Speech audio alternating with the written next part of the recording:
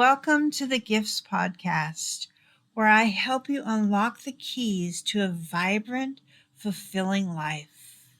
Hi, I'm your host, Elaine Lombardi, and I invite you to join me today as I reflect on the life built so far and to gently explore the deeper desires within you for what comes next. Hello, Elaine, and welcome to your DreamWorks interview. What dream would you like to explore in our time together today? I was traveling and I was spending quite a bit of time taking care of myself and just tuning into what I wanted this last part of my vacation to be. And it was about self-care and self-love. And as I thought about this, these words came, and they were like gratitude was one of them, how you have to start your day with gratitude. And then after that, it was, well, you need intention. Intention in your day is so important to have that and have it come from your intuition, your intuitive intention. And then I thought about, well, how can I use that to better my life? And I started to think about my family and my friends and the relationships and how I could use that to really strengthen that core belief in me that family is so much a part of me and has been a part of me for, oh my gosh, well, forever actually. But I've been married for 51 years. We've raised 4 children. I have 10 grandchildren. I have a great grandchild now.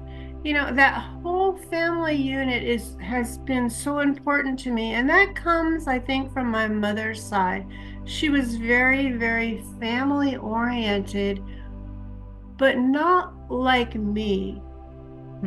It was very, very different. She lived for her family. I gave them wings. I gave my family wings, and to me, seeing them out in the world on their own and not dependent on us, but yet have those roots, I felt is so very, very important. And so although she gave me that family meaning, she didn't give me the family that I then created, co-created really with my husband. And we are so in tuned in that way. And that gives me the stability, I think, and the groundedness that I've needed in my life that's made this such a wonderful pairing. And I bring more of the vibrance, the doing things. And he did that for a while with me, but then he got tired. He says, I've had enough of the wild side, and he's more settled down now. We're older. I'm 72 and he's 75. So we're in those golden, retirement type years, but I'm not there yet. I want to still do things. I'm not done exploring the world. In fact, I feel that sometimes I am just getting started. I was, a lot of the times I was a stay-at-home mom. Later in life, I did become a holistic health coach. I've done other modalities such as, Reiki. I've dealt a little bit in that. But I never had the opportunity to explore it as much as I wanted to, because during that period of time, I became a caregiver for my mother. And that took a lot out of me. It gave me a lot. I did write my first book about that. I called it, it's a caregiver's guide. And the title is actually interesting. The title is Hurricane Lucy. Huh. Yeah, a caregiver's guide.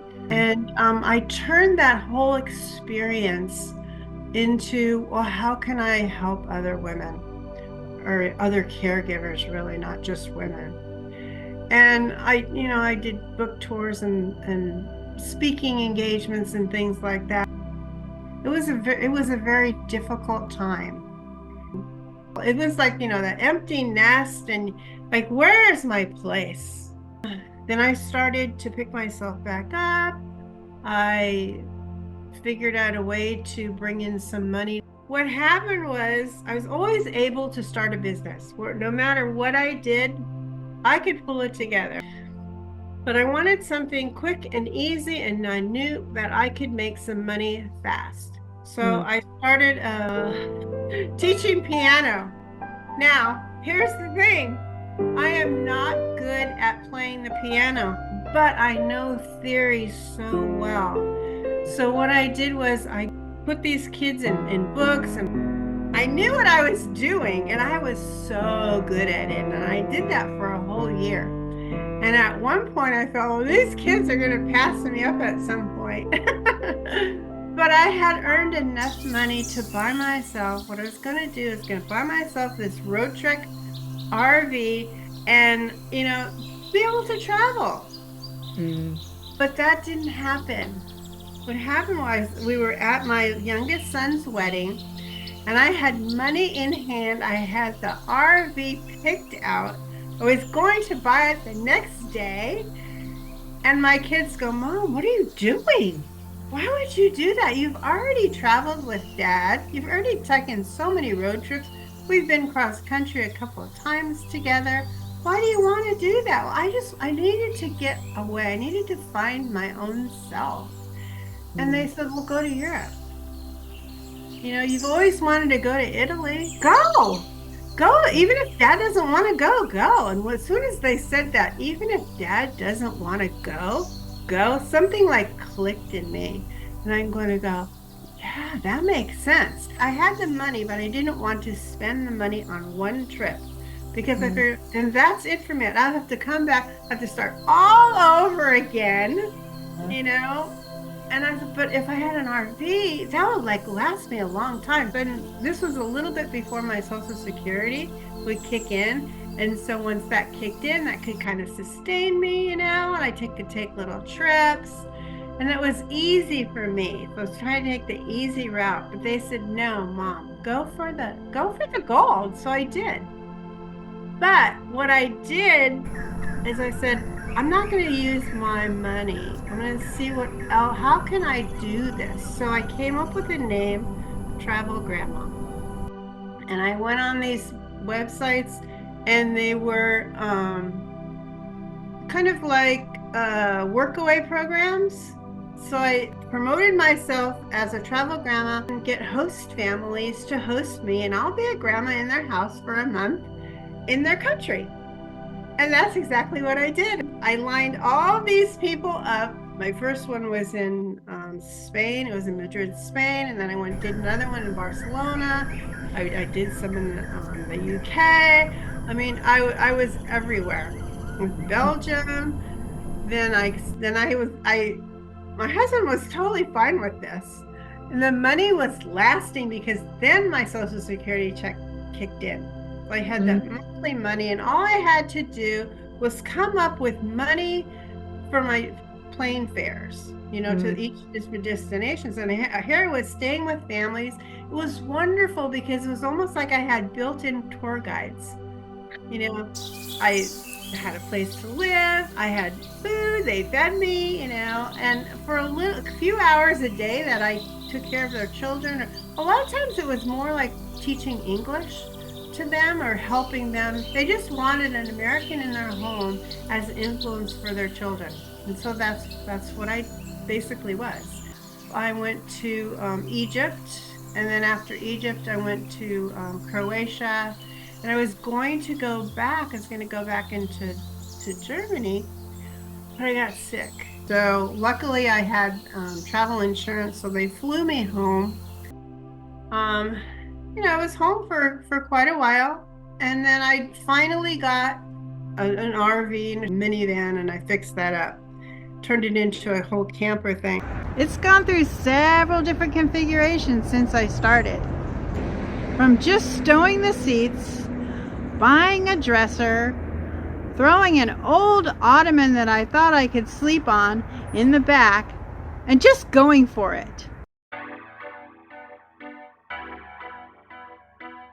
Well, things have changed since I started. And as I traveled cross country on a solo trip, I learned a lot.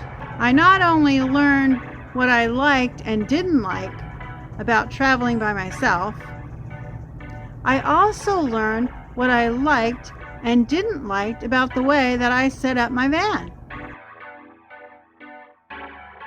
Oh, I've been able to make a lot of changes while still on the road. But once I got home, boy, did I rip into this thing like no tomorrow.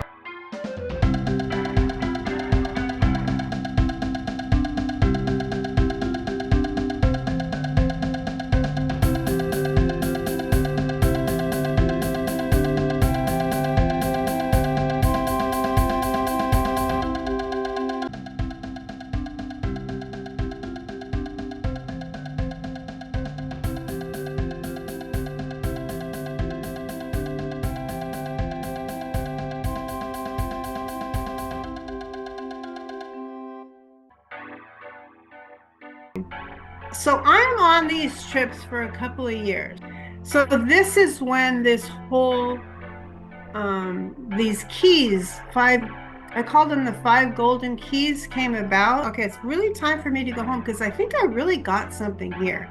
Yeah. Because then I came up with, after the family, I came up with, well, wisdom, treasured wisdom, and this whole storyline came to my mind. And then after that, it was like, but it started with self-care. And so I came up with, I'm just going to show you this, calling it the G.I.F.T.S method. And here are all the keys and that's like the acronym for my story. And I thought, well, how can I turn this into a program? And that's what I've been working on. And there's P, the G's gratitude. Gratitude. Intention. I is intuition, intention. F would be for family. I'm calling it family and friends, relationships. T is for your treasured wisdom. And I really mean like a treasure chest of wisdom that we hold. All those, and they're gifts, really. And then the S is for your self-love and your self-care. And so this is my framework. And the scene is you're on a ship. And you're the master of this ship. It's like more kind of like a pirate ship. And you go to all these islands, and on these islands there's the treasure chest. And each island is named like the island of gratitude. And what is in your chest of gratitude? What is there for you to grasp and take in and give to the world? And then you go to the island of intention, and you find your intuition in that treasure chest. And then you go to the other islands, all named like that. And then I thought, well, what if I went with something like, you have a passion, then you take that passion and you package it with purpose. And then that purpose, you turn that into prosperity for yourself. And I thought that could be a whole program. I think my dream is to create this program that can work for so many instances, as one unit that can serve for so many things. So that's my dream. I'm still working on that. And there's 5 golden keys, and passion purpose and prosperity. Yeah. Dream is to create this program that can work for so many instances. It's been wonderful to hear your journey and the passion behind your vision for this business. And I'm wondering if there's anything that you might have realized or become more sure of about this dream. Anything come up for you? It's a really good idea. You know, I should pursue this. And So. it's a really good idea. And you should do this. It's the G.I.F.T.S method. Yes, it is the G.I.F.T.S method. Thank you so much for the interview. If you enjoyed this episode, here's the next one to listen to or watch on my G.I.F.T.S podcast YouTube channel playlist.